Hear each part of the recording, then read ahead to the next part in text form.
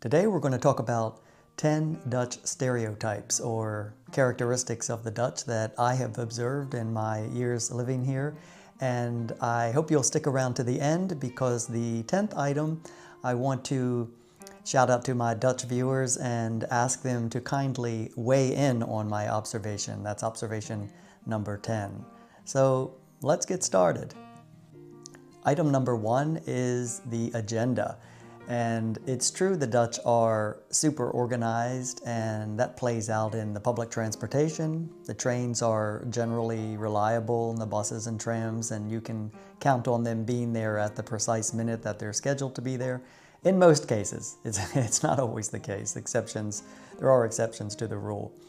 But when it comes to the agenda, I have encountered this many times, that if you ask a Dutch person if they'd like to have lunch on Tuesday of next week, for example, the first thing they will do for the most part is take out their agenda or calendar and schedule in a specific date and time that they are available. It makes sense. It's just not something that we tend to do in the United States. It's a little bit more open-ended there, but that is just something that I've noticed about the Dutch, that they are very conscientious about times and dates and will generally refer to their handy agenda when scheduling something. Number 2 is complaining, and I've mentioned in a previous video that the Dutch are famous complainers. There's nothing that they like more than a good grumble. And this, in fact, was identified by a professor of happiness, Ruud Veenhoven, and he suggested that it is this very penchant for complaining that contributes to Dutch happiness, that it's their observations about life and their complaints that lead to change. I mentioned again in that previous video that Dutch reporters are quite adept at uncovering wrongs in society, and it is that process that does lead to change. But complainers they are, and that's everything from the weather to the political scene to other countries, you name it. That's one thing that they tend to do, complain. Number 3 is keeping their curtains open. They have nothing to hide, and they're quite proud of the fact that they are a very transparent culture. And you will see that played out when you walk the streets of any city or town in the Netherlands. You will find in most cases that the curtains are left open. And it's not polite, but if you were to peer into the window, you would see a normal living room. Decorated nicely. I have heard that the Dutch take some effort in decorating that publicly visible space, maybe more than they might the other spaces where they are more relaxed and comfortable. So that's just, again, another stereotype of the Dutch which I have found to be true. Number 4 is frugality, and the Dutch are frugal by nature.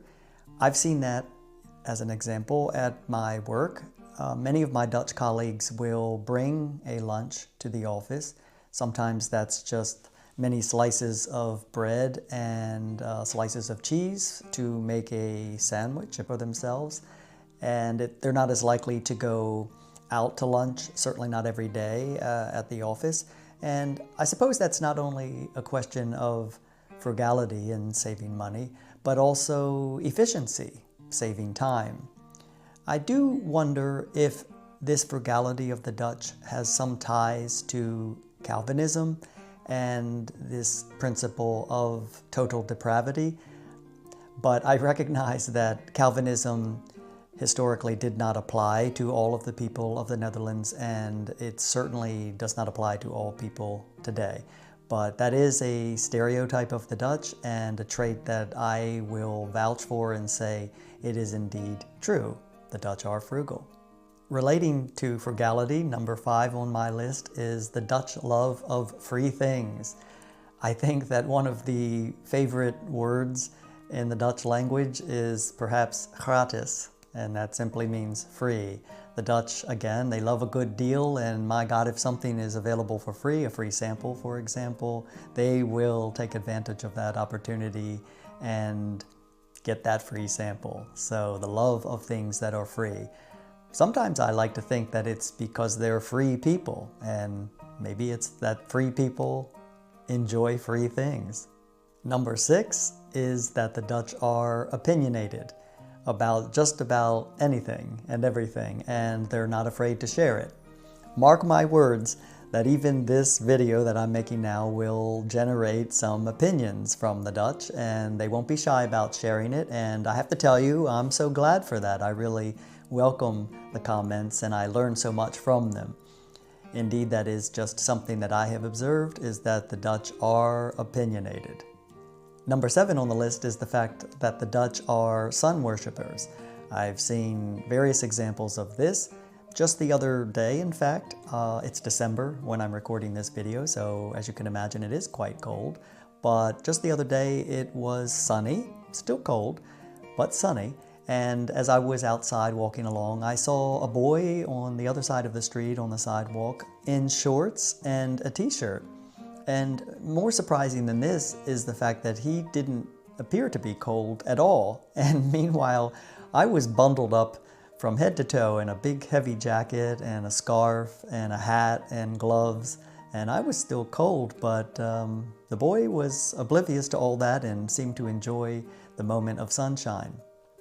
In the summertime, when the Dutch are not flocking to France to get even more sun than they might find here in the Netherlands, they are at the seaside soaking up the sun.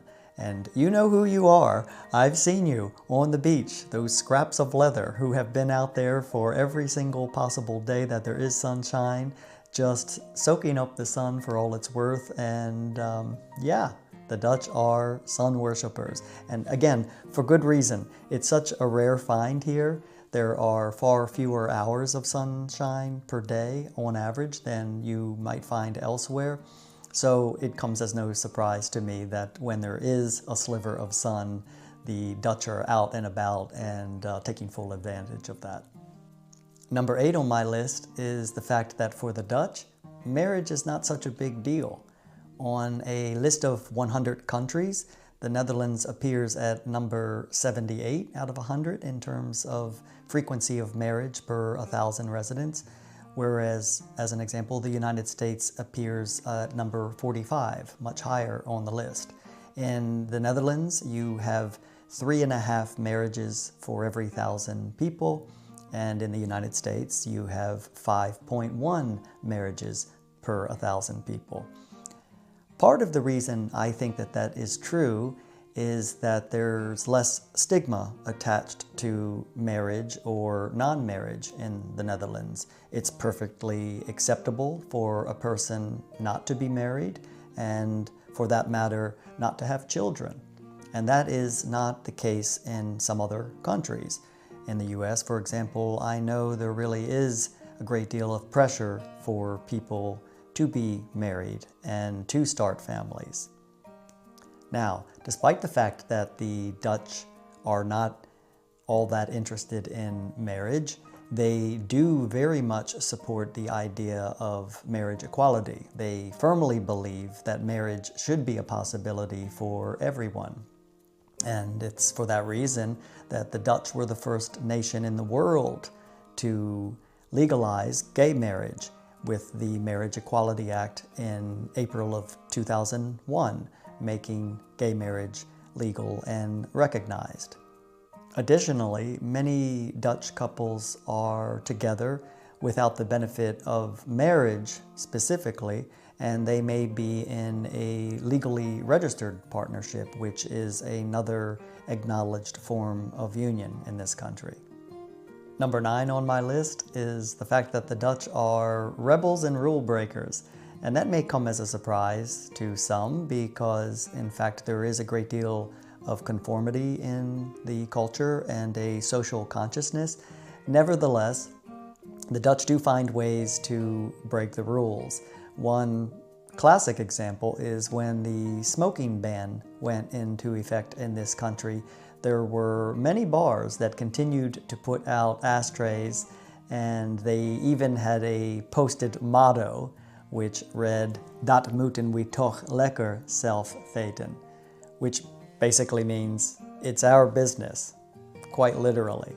This leads me to number 10 on my list, last but not least.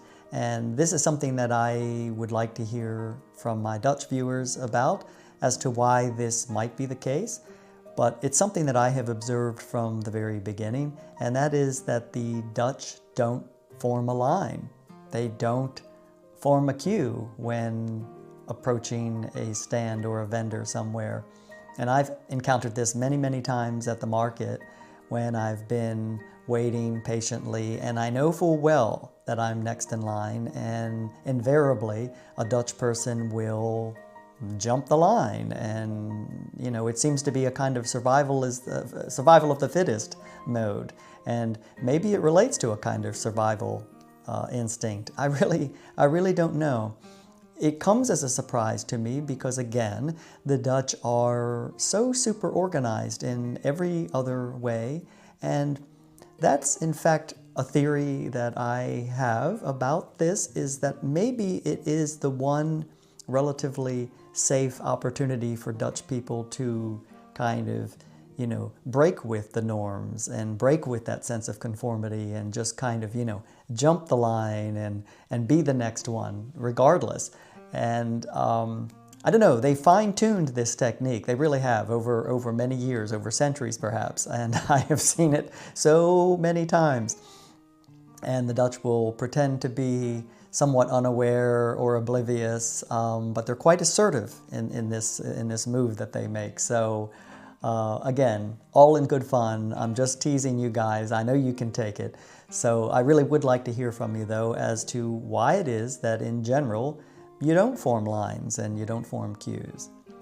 I hope you have enjoyed my informal list of stereotypes about the Dutch that I think are true. Let me know if you don't. I know you will, because indeed one of the items on this list is that you are opinionated, so I know you won't be shy about sharing those opinions, and I welcome them. Thank you again for watching and commenting, and I look forward to speaking with you again soon.